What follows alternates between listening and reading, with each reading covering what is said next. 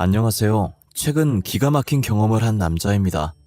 평소 저희 아버지께서 이곳에 올라오는 사연들을 종종 들으시면서 울고 웃고 하시더라고요. 뭐가 그렇게 재밌길래 매일같이 듣는 건가 궁금해서 저도 몇 번 들어봤었는데 웃긴 사연들부터 시작해서 감동적인 사연들, 화나는 사연들까지 다양한 이야기들이 있더라고요. 저처럼 젊은 사람을 비롯해서 저희 아버지 세대까지 사연을 보내시는 나이대도 다양하고요. 저도 여기에 올라오는 사연처럼 어디에 내놓기 부끄러운 이야기가 하나 있어요. 입 밖으로 내놓기 정말 쪽팔린 일이라 이렇게 익명 뒤에 숨어서 글을 끄적이고 있네요. 저는 어렸을 때부터 조용할 날이 없을 만큼 롤러코스터 같은 삶을 살았어요. 제가 기억도 없을 아주 어릴 때부터 부모 없이 보육원에서 자랐었어요. 하지만 15년 전 제가 중학교일 때 학생이 아닌 선생님한테 괴롭힘을 당하면서 점점 자신감도 잃어가고 학교가 가기 싫어졌었어요. 저를 3년 동안 지독히도 괴롭혔던 선생님은 바로 학생주임 선생님이셨어요. 제가 등교를 함과 동시에 학생주임 선생님의 괴롭힘이 시작됐어요. 이승철, 이리 와봐라. 용모가 왜 이리 불량하냐 너는? 저 넥타이도 잘 매고 명찰도 잘 차고 다니는데요. 머리도 잘랐고요. 야, 너는 옷이 아니라 얼굴이 불량이야. 꺼무죽죽 해가지고 씻고 다니긴 하냐? 어? 보육원에 물 안 나와? 나 이래서 부모 없는 게 티가 나는 거야. 좀 씻고 다녀라 자식아. 보육원에 물 나오는데요. 어제 저녁에도 씻었고 오늘 아침에도 씻었어요. 이게 선생님이 말하면 알겠습니다 하면 될 것이지. 뭐 그리 말이 많아.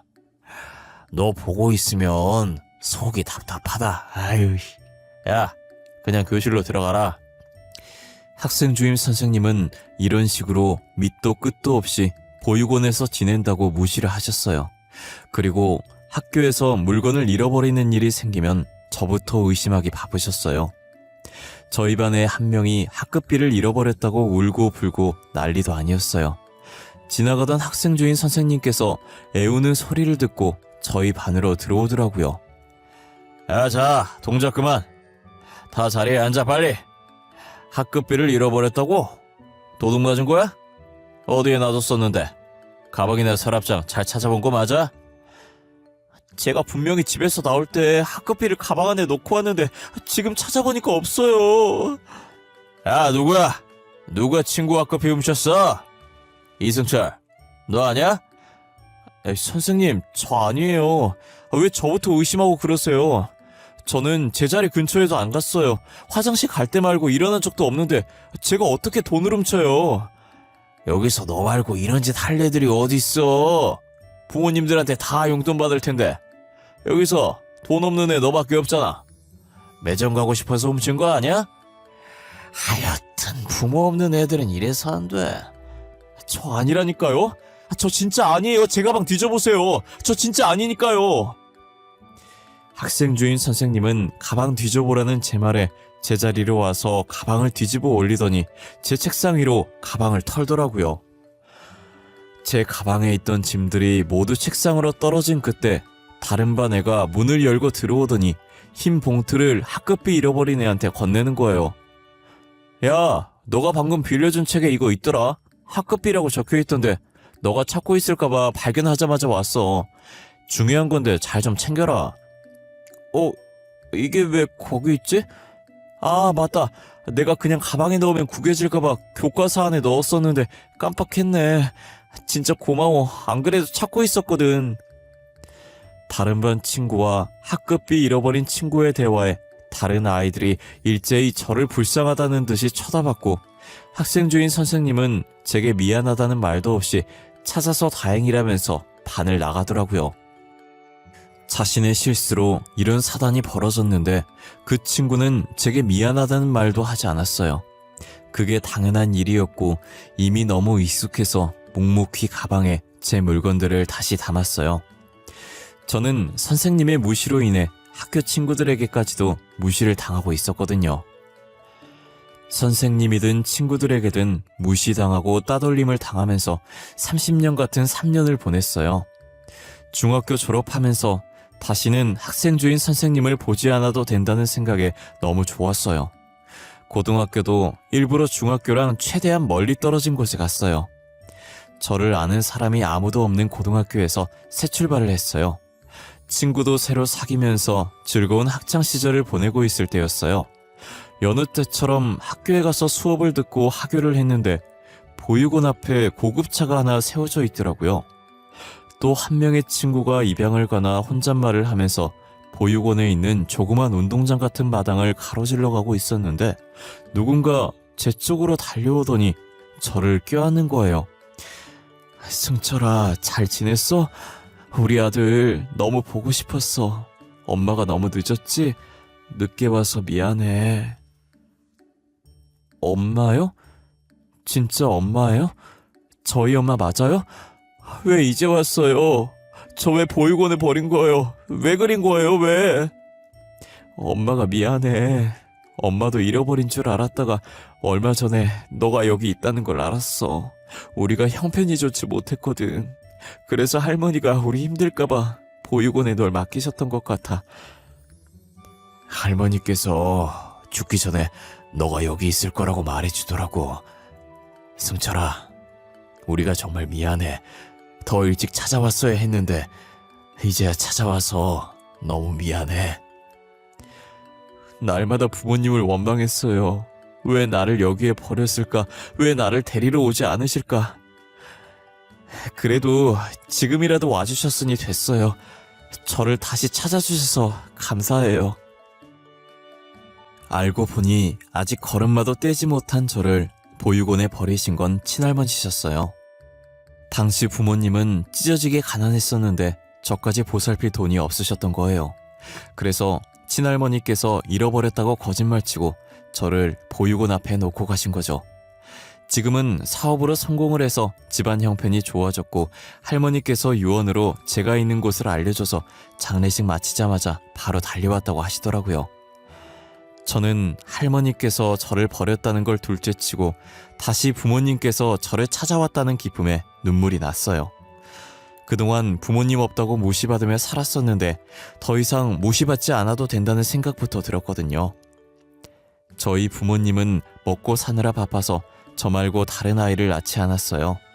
자식이라곤 저 혼자였고 보육원에 보낸 미안함 때문에 하고 싶은 거 다 해주시려고 하셨어요. 승철이 꿈이 뭐야? 하고 싶은 거 없어? 고등학교 졸업도 얼마 안 남았잖아. 지금부터 졸업하면 뭐 할지 생각해봐야 할 때 아닌가? 딱히 하고 싶은 건 없어요. 그래도 굳이 생각해보자면 미술을 배워보고 싶긴 해요. 학교에서 말곤 배워본 적이 없는데 선생님이 제 그림 보시더니 미술 쪽으로 가보는 게 어떠냐고 하시더라고요. 그래? 우리 아들 그림 잘 그리나 보네. 미술 한번 배워볼래? 한국에서도 배워도 되지만 엄마는 프랑스 쪽으로 추천해주고 싶은데 프랑스에서 대학도 다니고 말이야. 저는 좋아요. 저 아직 해외 한 번도 안 가봤는데 괜찮을까요? 프랑스 가더라도 말이 통해야 공부도 하고 일상생활을 할 수 있잖아요. 남은 기간 동안 열심히 배우면 되지. 그리고 가서 부딪혀보면 자연스럽게 늘게 되어 있어. 그래도 너 영어는 어느 정도 하잖아. 거기 사람들도 영어로 하면 알아들을걸? 그래도 영어랑 프랑스어는 다르죠. 프랑스어를 가면 프랑스어를 쓰는 게 예의죠. 그럼 가기 전에 프랑스어 배우자. 엄마가 당장 학원 등록해줄게. 저는 프랑스어 학원을 다니다가 어차피 가야 할 거 빨리 가자는 생각에 20살 되고 바로 군대에 갔어요. 그리고 전역하자마자 부모님의 지원을 받아 프랑스로 유학을 갔고 본격적으로 미술을 배우게 됐어요. 부모님께서 필요할 때마다 돈을 보내주셔서 프랑스에 있는 동안은 돈 걱정은 딱히 안 했던 것 같아요. 그렇게 6년의 유학 생활을 마치고 한국으로 돌아와 어느 미대에 교수로 재직하고 있었어요. 교수 생활한 지도 어느덧 4년을 향해 가고 있었고 어느 정도 나이가 차니 슬슬 결혼 얘기가 나오더라고요. 저희 부모님께서 신약개발 회사를 운영하고 계신데 회사에서 마음에 드는 직원이 있었나 봐요. 저보고 결혼할 때 되지 않았냐면서 저한테 그 직원 얘기하려고 슬슬 시동을 거시더라고요. 승철이, 너 이제 32살 아니니? 내 친구 아들은 다 결혼했다고 하던데 너는 결혼할 생각 없어? 왜 데려오는 여자 한 명이 없는 거야? 이래서 죽기 전에 손잡을 수 있겠어? 저 아직 결혼 생각 없어요. 그리고 아버지, 요즘은 32살도 젊은 나이에요. 한창 때라고요. 제 친구들 중에서도 아직 결혼 안 한 애들 많은데요. 저희 세대랑 아버지 세대랑 달라요. 그래도 일찍 결혼해서 빨리 애 키워놓고 노년 편하게 놀고 먹는 게 낫지 않겠어? 지금 니네 아버지 너한테 소개해줄 여자 있어서 저러시는 거야. 너 지금 결혼할 사람 없으면 소개 한번 받아봐. 엄마도 봤는데 사람이 참 괜찮더라. 아빠 회사 직원이야. 그래요? 얼마나 괜찮은 사람이길래 회사 직원을 저한테 소개시켜주려고 하시는 거예요?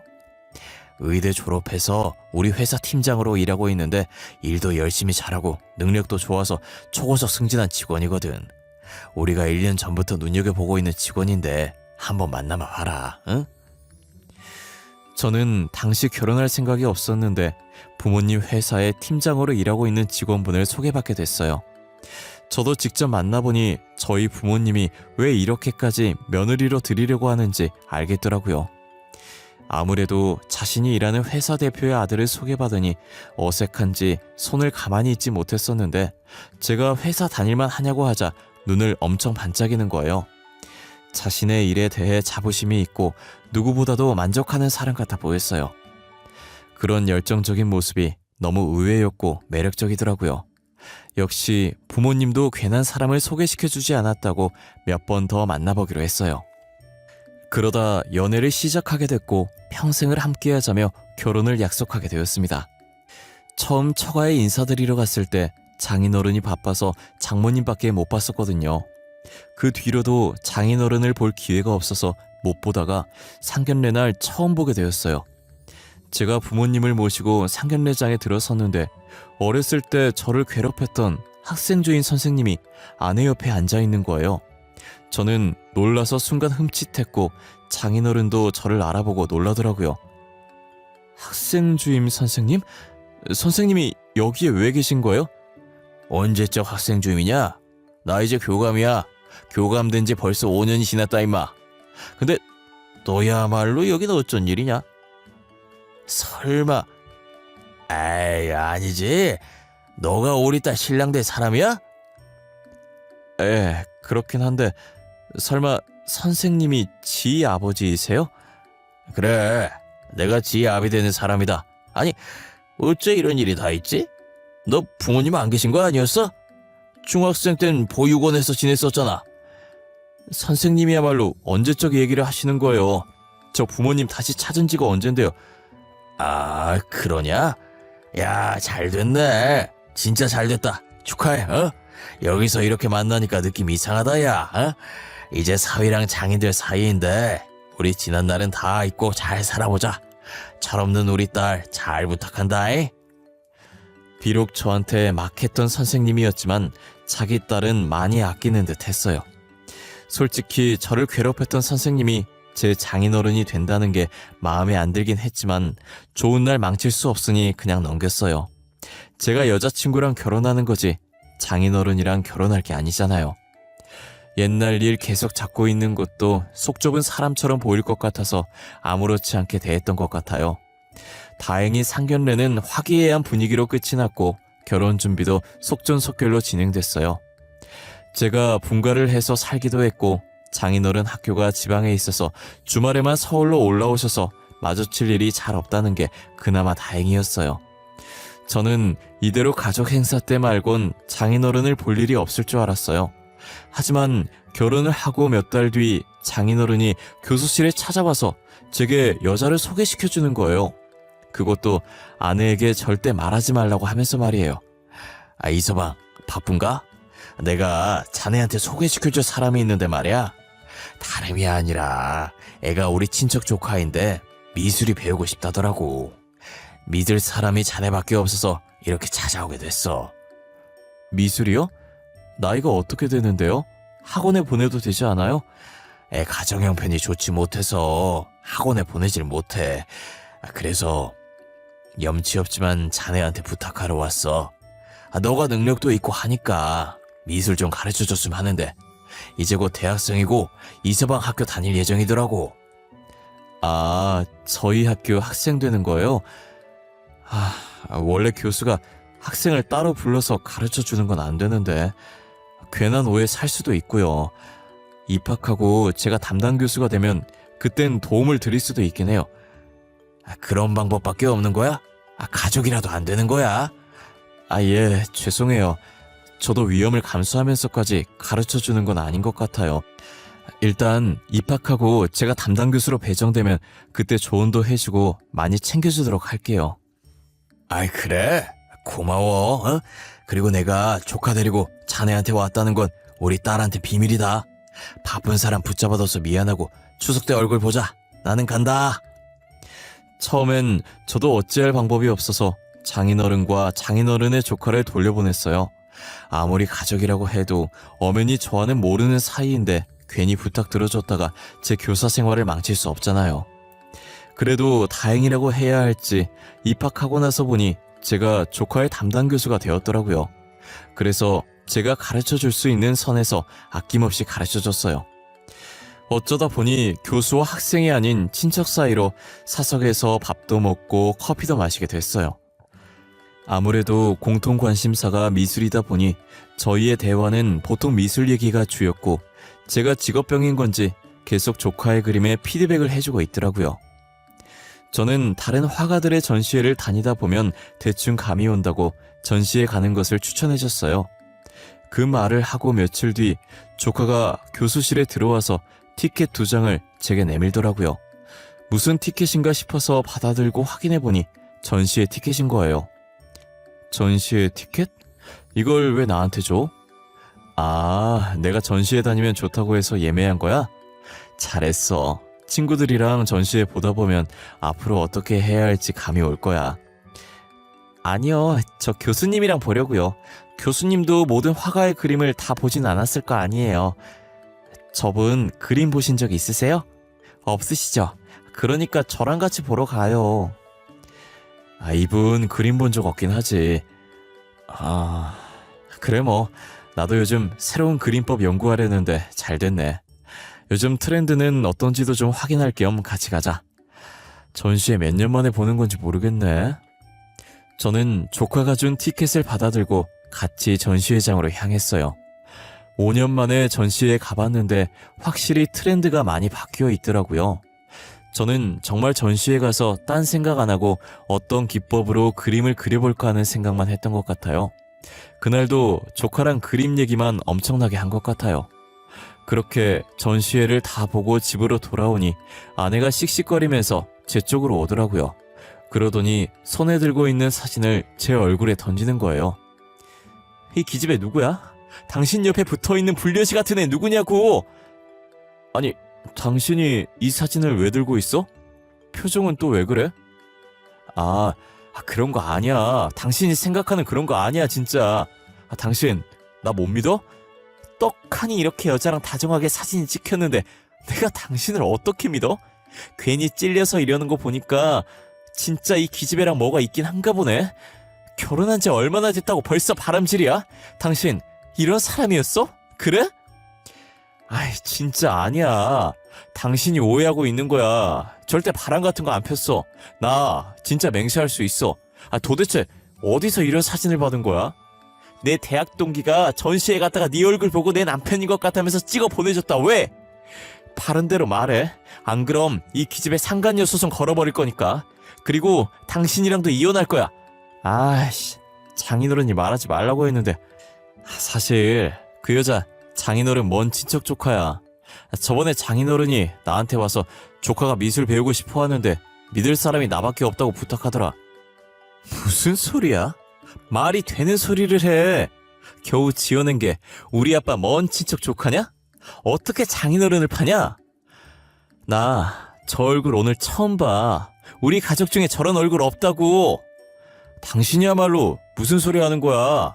장인어른이 나한테 친척 조카라고 했어. 제가 억울하다는 표정으로 목에 핏대까지 세우며 말을 하자 아내도 이 정도면 진짜 억울할 것 같다면서 겨우겨우 제 말을 믿어주는 눈치더라고요. 하지만 아내는 이런 얼굴 단 한 번도 본 적 없다고 진짜 장인어른이 조카라고 했냐고 묻는 거예요.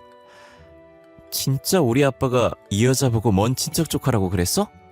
아니 얼마나 먼 친척이길래 내가 몰라? 아니 근데 나도 왜 너 몰래 조카를 맡겼는지 의문이긴 해. 근데 장인어른이 조카라고 하는데 내가 뭘 알겠어. 그렇구나 싶었지. 아빠가 진짜 미술만 가르쳐달라고 그랬어? 근데 다정하게 둘이서 전시회는 왜 간 거야? 진짜 미술만 가르쳐달라고 했어. 나쁜 뜻 전혀 없으셨고 미술 배우고 싶은 애라길래 도와주고 싶어서 도와준 게 다야. 다른 사람 그림을 봐야 그림을 어떻게 그릴지 감이 잡히니까 전시회 같이 간 거고. 아내는 팔짱을 끼며 제 말에 듣다가 골똘히 생각을 하는 것 같더니 이내 휴대전화를 들더라고요. 그리고 누군가에게 사진을 보내더니 전화를 거는 거예요. 엄마, 내가 방금 보내준 사진 봐봐. 그거 맞아. 엄마는 그 여자 본 적 있어? 혹시 우리 친척 중에 저런 조카 있어? 아니, 나는 처음 보는 여자인데. 근데 옆에 이서방 아니니?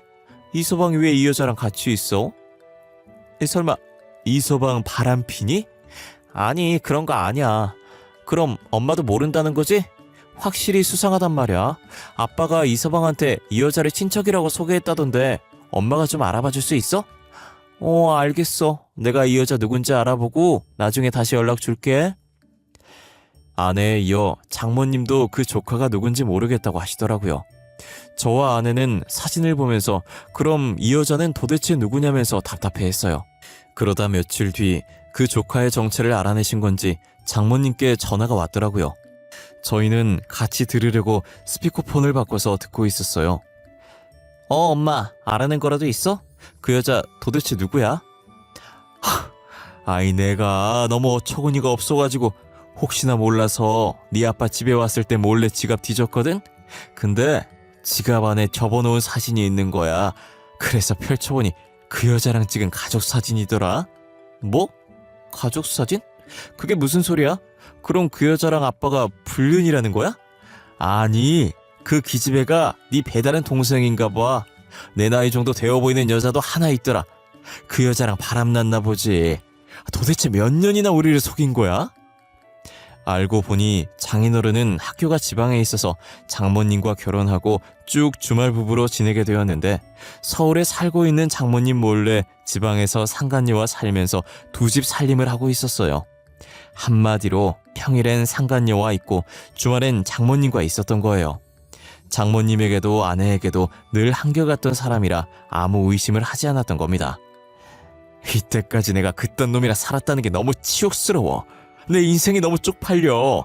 나 더 이상 네 아빠랑 같이 못 살아. 이혼할 거야. 이미 이혼할 거라고 네 아빠한테 말해놨어. 잘했어. 이혼해. 나도 아빠가 그런 사람인 줄 몰랐네. 정 떨어져 진짜. 그동안 우리한테 다정하게 대했던 거 다 연기였던 거야? 진짜 소름 끼쳐. 너 앞으로 다른 사람이 아버지 뭐 하시냐고 물으면 죽었다고 그래. 알겠지? 장모님은 황혼이혼을 선언하셨고 얼마 지나지 않아서 정말 황혼이혼을 하셨어요. 그 뒤로 장인어른은 저희에게 연락을 하지 않으셨고 저희도 장인어른 근황을 궁금해하지 않았어요. 저는 길고 길었던 장인어른과의 인연이 이대로 끝이 나는 줄 알았어요. 하지만 며칠 뒤에 아침 일찍 장인어른한테 연락이 온 거예요. 이서방, 내가 부탁이 있어서 전화했네. 지 몰래 우리 소연이 미술 계속 가르쳐주면 안 되겠나? 우리가 학생과 제자, 장인어른과 사이로 나눈 정이 얼마니? 응? 죄송해요. 저는 학생과 제자로서도 장인어른과 사위로서도 정이 전혀 없네요. 장인어른과 보낸 시간들 중에 좋았던 기억이 하나도 없어서 말이에요. 내가 부탁할 사람이 자네밖에 없어서 그래. 제발 우리 딸 미술 좀 가르쳐줘.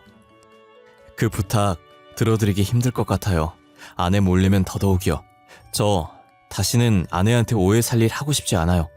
이만 끊겠습니다. 장인어른이 저한테 왜 전화했나 했더니 자기 딸 교육을 계속 해달라고 전화를 한 거더라고요. 어쩜 사람이 염치가 저렇게 없는지 얼굴에 철판을 몇 개를 깔아야 저런 용기가 생길까요? 제가 장인어른과 무슨 정을 나눴다고 학창시절 얘기를 꺼내는지 모르겠어요. 역시 밟은 사람은 기억 못하고 밟힌 사람만 기억한다더니 그 말이 정확했어요. 자기가 제게 했던 짓을 기억하면 절대 저렇게 말 못할 거예요. 저는 너무 괘씸해서 장인어른한테 전화 왔었다고 아내에게 다 말해버렸어요. 아내는 제 말을 듣고 곧바로 전화를 걸었고 그 자리에서 장모님께 다 말했어요. 장모님은 당장 지방에 내려가서 장인어른 머리털 뽑아버릴 거라고 화내시더라고요. 진짜 빈말이 아니셨는지 지금 장인어른께 가고 있다고 연락이 온 거예요. 혹시나 장모님이 심하게 해서 되려 안 좋은 일에 휘말리실까봐 저희도 어머니를 따라 나섰어요. 3시간 거리를 달려서 장인어른이 근무하시는 학교에 도착했고 장모님은 벌써 안으로 들어가고 계시길래 아내와 저도 불이 나게 뛰어들어갔어요. 화난 장모님은 망설임도 없이 교무실로 들어섰고 장인어른 나오라고 고래고래 소리를 질렀어요. 장모님 목소리에 장인어른이 헐레벌떡 뛰어오더라고요. 장인어른이 장모님 앞에 오자마자 장모님은 있는 힘껏 장인어른의 뺨을 때렸어요. 그래. 네가 아직 정신을 못 차렸지? 2집 살림에서 우리 가정 파탄낸 것도 모자라서 우리 사위한테 밖에서 나온 자식을 부탁해? 네가 제정신이야? 여보, 밖에서 얘기해. 학교에서 지금 이게 무슨 짓이야? 사람들 다 쳐다보잖아. 다 쳐다보라지. 그래도 네가 한 짓이 쪽팔린 짓이라는 거 알긴 아나 봐. 내가 그냥 곱게 나가줄 줄 알았어? 천만에. 넌 좀 당해봐야 돼. 장모님은 그러고 교무실을 나가더니 어디론가 가시는 거예요. 저와 아내는 놓칠세라 다른 선생님들께 죄송하다고 하고 장모님을 뒤쫓아갔어요. 장모님이 도착한 곳은 다름 아닌 교장실이더라고요. 교장실 앞에서 심호흡 한번 하시더니 그대로 문을 열고 들어가시는 거예요. 당연히 갑자기 들어온 장모님을 보고 교장 선생님께서 놀라셨고 장모님은 아랑곳하지 않고 교장 선생님 앞에 사진 2장을 펼쳐놓으셨어요. 그리고 주머니에서 종이 하나를 더 꺼내더니 같이 펼쳐놓는 거예요. 무례하게 말도 없이 들어와서 사진 2장이랑 가족관계 증명서 내미는 건 무슨 경우입니까? 잠시만, 이거 저희 교감 선생님 아닌가요? 이것도 교감 선생님. 이게 뭔가요? 안녕하세요, 교장 선생님. 제가 이 학교 교감 선생님 안사람 되는 사람입니다. 인사가 너무 늦었네요. 그리고 무례했다면 죄송합니다. 제가 급히 드릴 말씀이 있어서요. 교감 선생님 안사람이라뇨? 제가 알고 있는 사람과 전혀 다른 사람인데요? 그렇겠죠. 그동안 교장 선생님께서 소개했던 여자는 그 사람 내연녀였어요. 제가 본처고요. 무슨 상황인지 대충 아시겠죠? 거기 가족 사진이랑 가족관계 증명서 보시면 아시겠네요. 예, 무슨 상황인지 아주 잘 알겠네요. 그러니까 교감 선생님이 2집 살림을 했다 이 말이죠? 예, 바로 그겁니다. 과연 2집 살림을 하는 사람 밑에서 자라나는 새싹들이 뭘 보고 배울 게 있을까요? 이 사실이 알려지면 과연 학부모들이 가만히 있을까요? 학교 이미지는 어떻게 될까요? 그쵸. 공무원이 청렴해야 하는데 이렇게 2집 살림을... 무슨 뜻으로 말씀하시는 건지 아주 잘 알았습니다. 오늘부로 교감 선생님을 해고하도록 하죠. 장인어른을 해고하겠다는 교장 선생님 말에 장모님은 흡족하다는 듯 웃으면서 교장실을 나오셨어요. 교장 선생님도 곧바로 나오더니 교무실로 향하더라고요. 굉장히 화가 나신 듯 교무실 문을 쾅 소리 나도록 여시더니 장인어른께 고래고래 소리를 지르셨어요. 저희는 소리 지르는 교장 선생님을 뒤로 하고 학교를 빠져나왔습니다. 장모님은 이제야 속이 후련하다면서 배꼽을 잡고 웃으시더라고요. 아내는 장모님께 잘했다고 엄지를 올렸고 저도 아내 따라서 엄지를 치켜드렸어요. 또다시 장인어른한테 연락 오면 바로 본인에게 말하라고 하시더라고요. 다시는 전화 못하게 눈물 콧물 쏙 빼놓을 거라고 하시면서요. 그리고 장모님이 이 일을 저희 가족에게 알리지 말아달라고 했어요. 만약 알게 되면 쪽팔려서 저희 가족을 다시는 못 볼 것 같다고요. 저는 비밀로 하겠다고 했고 혹시나 장인어른 얘기 나오면 잘 모르겠다고 하기로 했어요. 아무것도 모르는 저희 부모님은 일 잘하고 내조 잘하는 저희 아내를 더 좋아하셨고 팀장에서 실장으로 초고속 진급을 시켜주셨어요. 장모님은 저희 볼 낯도 없다고 하시면서 고향으로 내려가서 살기로 하셨고 가끔 한 번씩 저희 집에 놀러 오시곤 하셨어요. 장인어른은 그 뒤로 더 이상 얼굴을 볼 수도 없었고 어떠한 소식도 들을 수 없었어요. 아무 소식도 안 듣는 게 저희 가족 입장에선 더 좋았어요. 저희는 장인어른이 없었던 사람인 것처럼 흔적을 지우고 살고 있어요. 세상엔 영원한 비밀이 없다는 말처럼 어떤 비밀이든 언젠가 수면 위로 올라오게 되는 것 같아요. 저는 살아 숨쉬는 한 이런 비밀은 절대로 만들지 않으려고요. 제 이야기는 여기까지입니다.